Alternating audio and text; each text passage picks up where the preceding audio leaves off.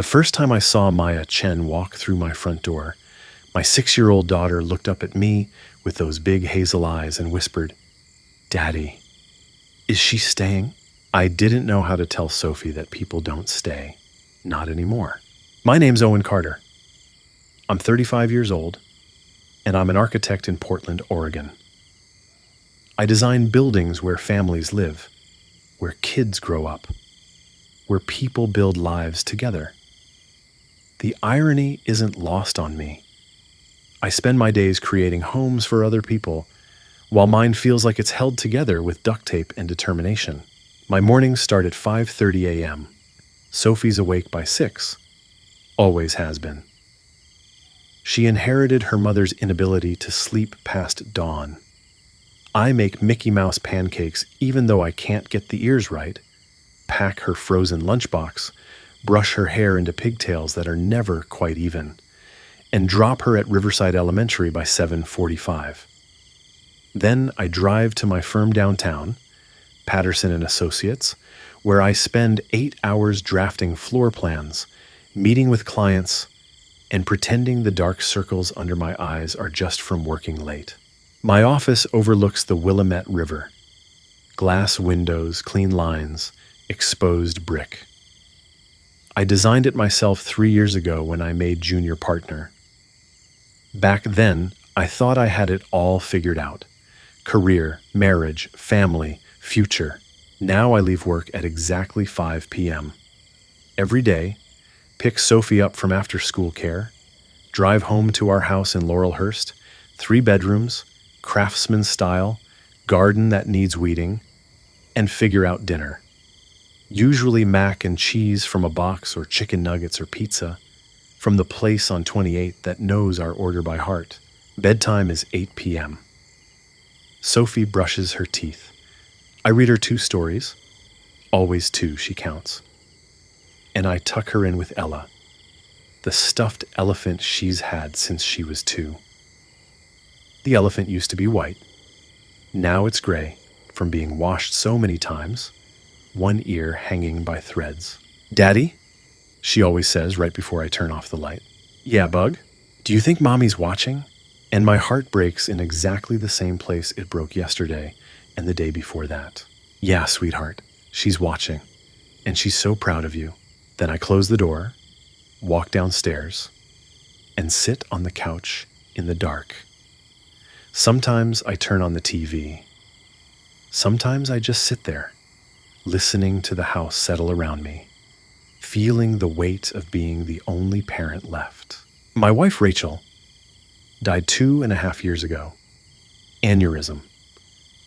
She was 33, healthy, no warning signs. She dropped Sophie off at preschool, went to her Pilates class, and collapsed in the parking lot. By the time I got to the hospital, she was already gone. Sophie was 4. Old enough to understand Mommy wasn't coming back. Young enough to keep forgetting and asking when she would. The first year was survival. My parents flew in from Chicago, stayed for 3 months. Rachel's mom came every weekend. Friends brought casseroles and offers to help that gradually faded into sympathetic texts and then silence. Eventually, everyone went back to their lives, and I was left trying to figure out how to be both parents at once. I learned to braid hair from YouTube tutorials. Learned which vegetables Sophie would actually eat. Carrots, but only raw, never cooked. Learned how to talk her through nightmares about monsters that sounded a lot like grief. Learned how to show up at kindergarten parent-teacher conferences alone while other couples held hands and discussed their child's progress together. I learned how to be lonely in a house that used to be full. The second year was harder. Sophie started asking questions I didn't know how to answer. Why did Mommy leave? Did I do something wrong? Is Daddy going to disappear too? I started therapy. Dr. Morrison, office in the Pearl District, once a week. She helped me understand grief wasn't linear, that it was okay to feel angry at Rachel for leaving, even though it wasn't her fault, that Sophie needed stability more then she needed perfect. But stability was hard to maintain. My work suffered. I turned down projects that required travel, stopped going to networking events. My career stalled while everyone around me moved forward. I didn't care. Sophie was all that mattered. By year 2, I'd cycled through 4 babysitters. The first quit because Sophie had meltdowns every time I left. The second moved to Seattle. The third, I fired after I came home to Sophie in front of the TV for 4 hours straight. The babysitter scrolling her phone. The fourth was great until she got a better job offer. I was exhausted, Sophie was struggling, and I was running out of options. That's when my office manager, Linda, grabbed me after a meeting and said, "Owen, you look like death. What's going on?" I almost lied, but I was too tired. "I need help with Sophie. I can't find a babysitter who will actually stick around, and I can't keep leaving work at 4:30 to pick her up. I'm drowning." Linda studied me for a long moment. "My niece just moved to Portland. She's a preschool teacher, just finished her early childhood education degree. She's looking for part-time work while she applies for full-time positions. Want me to ask if she's interested? Is she good with kids?" "Oh, and she's magical with kids, seriously. Give her a shot." I didn't have the energy to say no. 2 days later, Maya Chen showed up for an interview. She was 28, about 5'5", with long black hair pulled into a practical ponytail, dark eyes that looked like they smiled even when she wasn't, and this calm, steady presence that immediately filled the room. She wore jeans, a burgundy sweater, sneakers. No makeup except maybe lip gloss. She shook my hand firm and warm. "Hi, Mr. Carter. I'm Maya. Thanks for meeting with me." "Owen, please. Mr. Carter makes me feel ancient." I gestured to the couch. "Sit. Can I get you anything? Coffee? Water?" "I'm good, thank you." We sat. I'd prepared a whole list of questions. Experience with kids, CPR certified, background check, availability. But before I could start, Sophie barreled into the room. "Daddy, I can't find Ella." "Sophie, we're in the middle of..." "But I need her." Tears already starting. Maya knelt down immediately, eye level with Sophie. "Hi, I'm Maya. What does Ella look like?" Sophie blinked, surprised by the new person. "She's an elephant, gray. One ear is broken." "Okay, when did you see her last?" This morning, in my room." "Let's go look together. Sometimes elephants like to hide in sneaky places." Maya glanced at me. "Is that okay?" I nodded, stunned. They disappeared upstairs. I heard Sophie's voice, Maya's patient responses, then Sophie's delighted squeal. "You found her!" They came back down 5 minutes later, Sophie clutching Ella, grinning. Maya had a leaf in her hair. Apparently, Ella had fallen behind Sophie's bed. "Crisis averted," Maya said, brushing off her jeans. Sophie tugged Maya's hand. "Do you like puzzles?" "I love puzzles. Want to do one with me?" Maya looked at me. I was supposed to be interviewing her. Instead, my daughter was already attached. "Go ahead," I said. They disappeared into the living room. I heard puzzle pieces spilling onto the floor. Sophie chattering about her favorite animals. Maya asking questions and actually listening to the answers. 30 minutes later, I walked in to find them finishing a 100-piece jungle puzzle. Sophie explaining in great detail why tigers were better than lions. "Sophie," I said gently, "let Maya and I finish talking, okay?" "But Daddy, we're not done." "I'll come back another day and we can do another puzzle," Maya said. "Deal?" "Deal!" Sophie hugged her legs, then ran off to find her crayons. Maya stood brushing hair from her face. "She's wonderful. She's a lot. She's 6 and she lost her mom. She's allowed to be a lot." No judgment in her voice, just fact. I swallowed. "Linda told you?" "She mentioned it. I'm sorry. I can't imagine." We sat back down. I ran through the logistics, pick Sophie up from school at 3 p.m., stay with her until I got home around 6, sometimes later, if I had client meetings, help with homework, make her a snack, keep her alive and preferably happy. I can do that, Maya said simply. You're not worried. She's got some emotional stuff, nightmares, meltdowns. She still cries for her mom sometimes.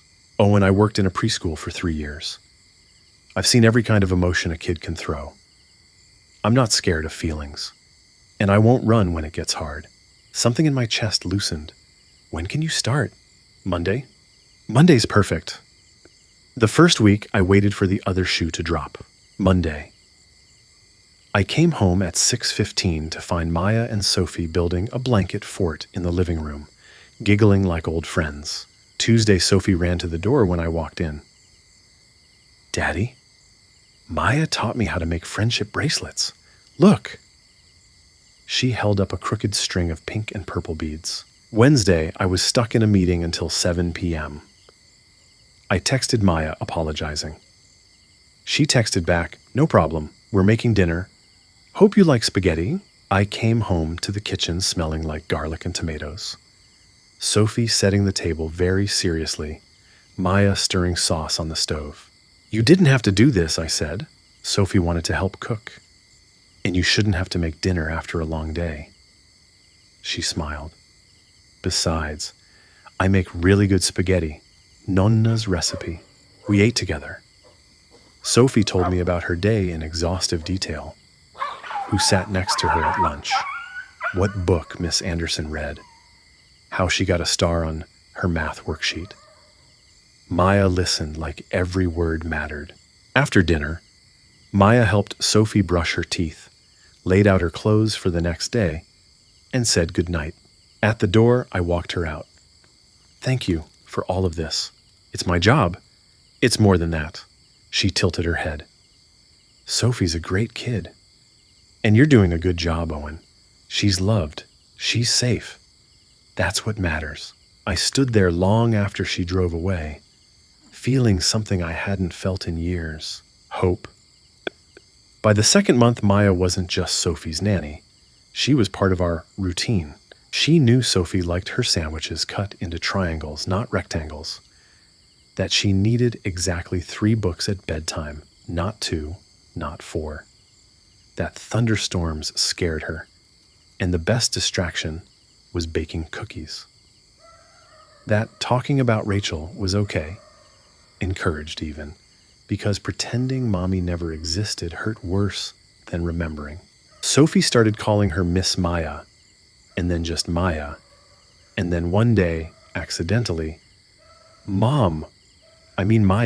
She froze, looked horrified. I'm sorry, I didn't mean. Maya knelt down. Hey, it's okay. You don't have to apologize. But you're not my mom. No, but I care about you a lot. And if sometimes you mix up names, that's okay. Your heart is big enough for lots of people. Sophie hugged her tight. I watched from the kitchen doorway, throat burning. 3 months in, I started noticing things I shouldn't notice. The way Maya's eyes crinkled when she laughed. The way she hummed while cooking. The way she always smelled like vanilla and something floral. The way she'd tuck hair behind her ear when she was concentrating. The way my house felt warm when she was in it. I shut it down immediately. She was Sophie's nanny. She was 28. I was a widower with a kid and a mess of a life.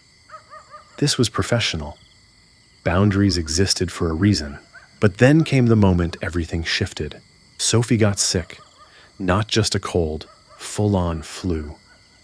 Fever of 103, throwing up, crying for her mom in that delirious, heartbreaking way that made me feel helpless. It was a Friday.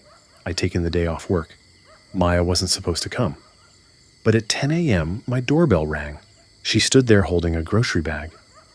Linda mentioned Sophie was sick. I brought soup and Pedialyte and these. She pulled out a small stuffed bunny. My mom always said sick days need new friends. Maya, you don't have to. I know, can I come in? Sophie was on the couch, wrapped in blankets, watching Moana for the 3rd time. When she saw Maya, she burst into tears. I don't feel good. I know, sweetheart. Maya sat beside her, felt her forehead. Your dad's taking good care of you. But I thought maybe I could keep you company for a little bit. Sophie nodded, leaning into her. Maya stayed. All day. She made soup Sophie actually ate. She read books in funny voices. She sat through Moana a fourth time. She held Sophie's hair back when she threw up and didn't flinch. By evening, Sophie's fever broke. She fell asleep on Maya's lap, finally peaceful. I sat in the chair across from them, watching. Maya's hand stroked Sophie's hair absently. Her eyes were tired but soft. You didn't have to stay, I said quietly. I wanted to. She looked at me. She's not just a job, Owen. She matters. I know, but still, thank you. You're welcome. Sophie stirred, murmured something. Maya adjusted the blanket. You're good at this, I said. At what? Being here, showing up, caring. So are you. I'm barely holding it together most days. You're doing it alone. That's the hardest job in the world, and you're doing it well. She paused. Sophie's lucky to have you.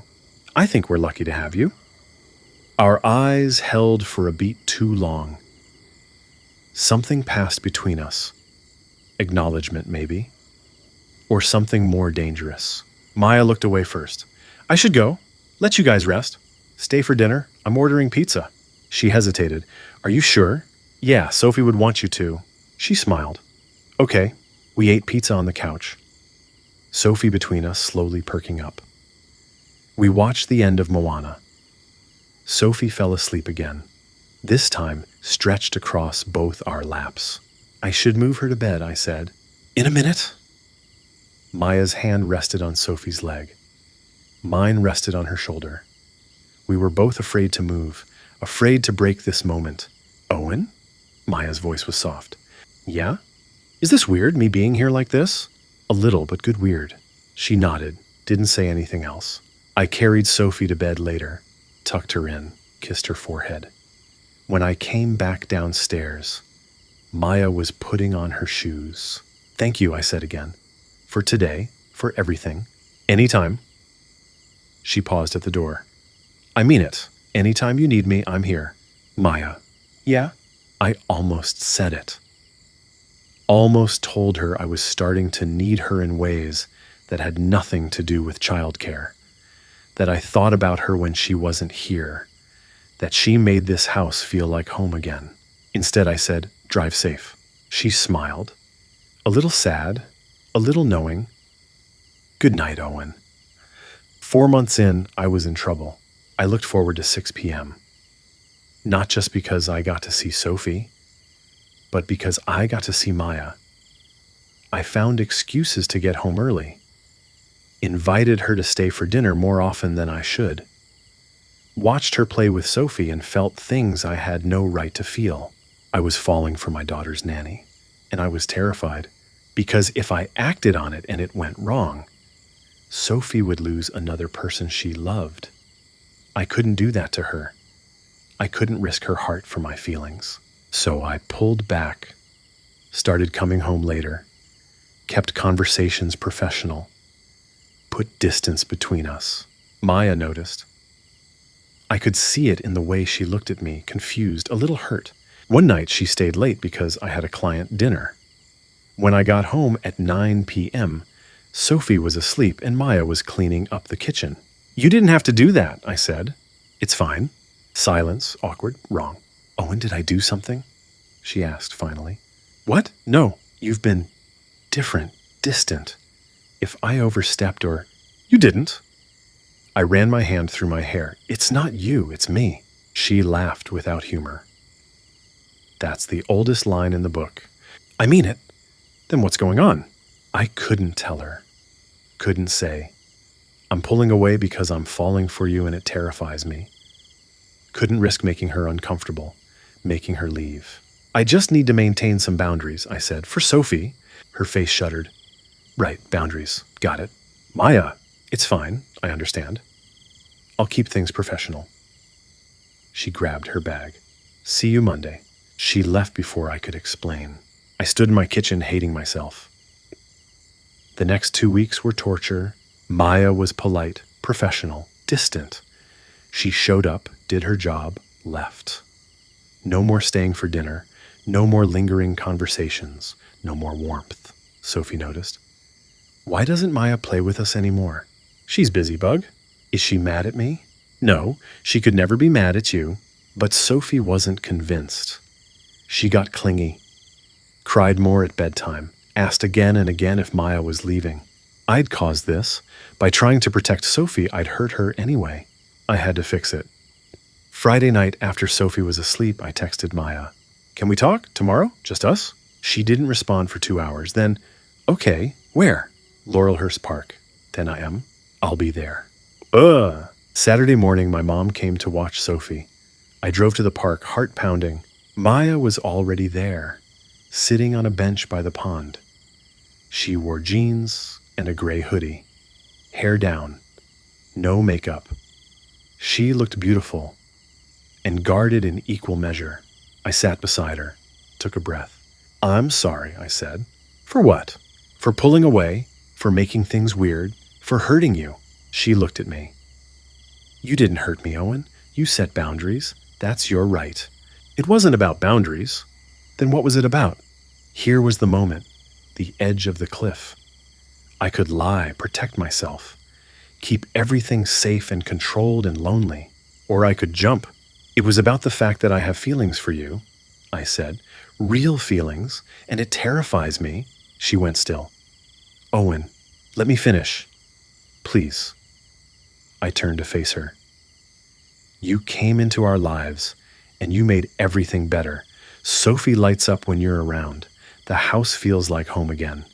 I look forward to seeing you every day, and not just because you take care of my daughter, because I like you. Because you're funny and kind, and you see Sophie, really see her. And you make me feel like maybe I'm not completely failing at this single dad thing. My voice cracked. I pushed through. But I'm also terrified. Because if I tell you this, and you don't feel the same way, you might leave. And if you leave, Sophie loses someone else she loves. And I can't do that to her. So I pulled back. I tried to protect her, but I made everything worse. Silence. The pond rippled. Ducks floated past. Are you done? Maya asked softly. Yeah. She turned to me. Owen, I have feelings for you too. My heart stopped. I've had them for weeks, maybe months. I tried to ignore them because you're my employer and Sophie's dad, and I didn't want to complicate things. But every time I leave your house, I don't want to go. Every time Sophie hugs me, I wish I could stay. Every time I see you trying so hard to be everything she needs, I want to tell you you're already enough. Tears pricked my eyes, but, she continued, you're right to be scared. Because if we do this and it doesn't work, Sophie gets hurt.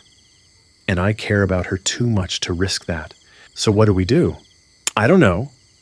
She looked at her hands. What do you want? I want to try. I want to see if this could be something real.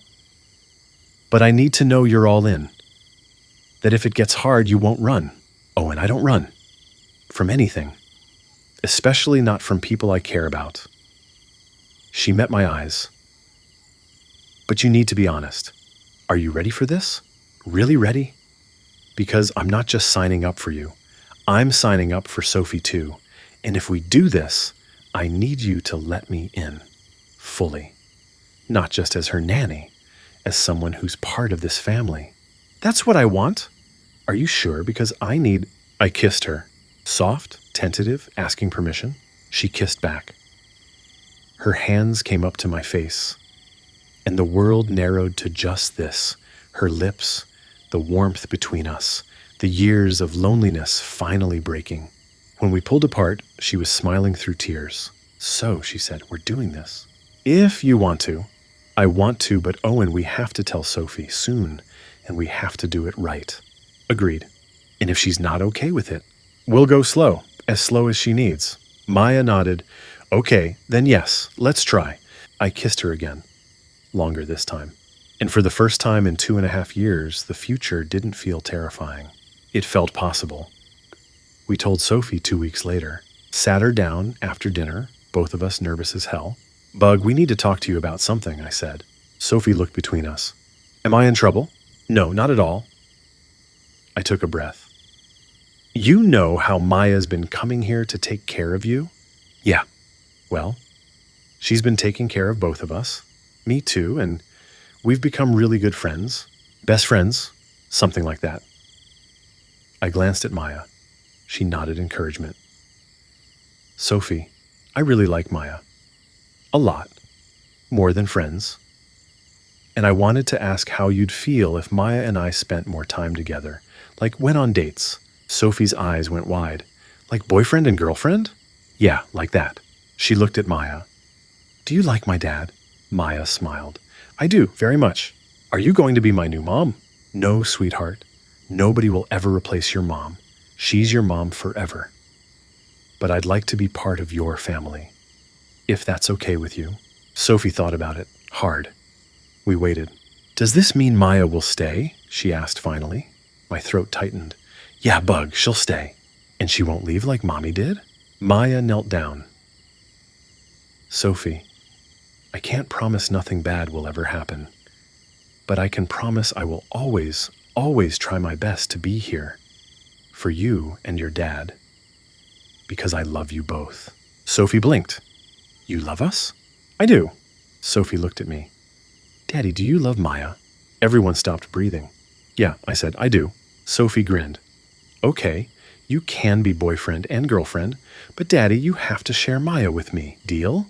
I laughed, tears in my eyes. "Deal." She ran to Maya and hugged her tight. "I'm glad you're staying." Maya held her, crying. "Me too, baby, me too." 6 months later, Maya moved in.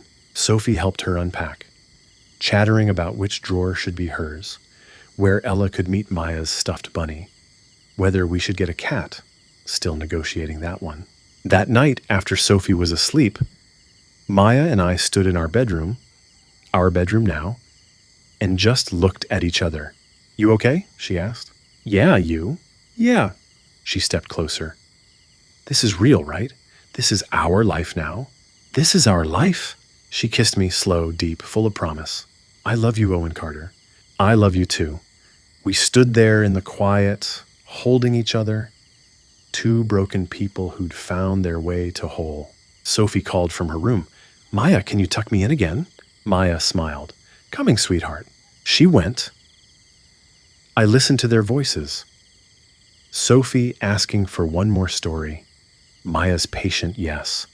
Their laughter floating down the hall. My house wasn't empty anymore. My life wasn't broken anymore. We were a family. Not the family I'd planned, but the family we'd built from loss and love and showing up for each other every single day. And it was enough. More than enough. It was everything.